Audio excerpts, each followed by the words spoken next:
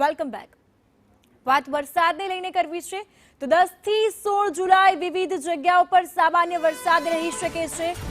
દક્ષિણ ગુજરાત અને સૌરાષ્ટ્રમાં સામાન્ય વરસાદની આગાહી વ્યક્ત કરાઈ છે. હવામાન વિભાગે આ આગાહી વ્યક્ત કરી 15 થી 20 કિમી સ્પીડથી પવન ફૂંકાવાની શક્યતા સંભાવના સેવાઈ રહી છે.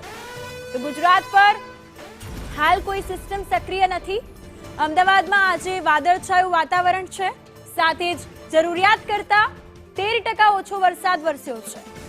તો 12 થી 13 જુલાઈ માછીમારોને દરિયો ન ખેડવા માટે હવામાન વિભાગે સ્પષ્ટપણે સૂચના આપી દીધી છે. જણાવી દીધું છે કે 12 થી 13 જુલાઈ દરમિયાન માછીમારોએ દરિયો ન ખેડવો, આ પ્રકારે સૂચના આપી દેવામાં આવી છે.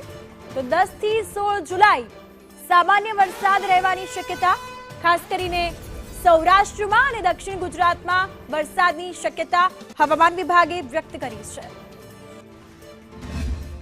आज का जो फोरकास्ट है 10 से 16 जुलाई तक अलग अलग स्थानों में हल्का से मध्यम बरसात का संभावना रहेगा अगले 7 दिन.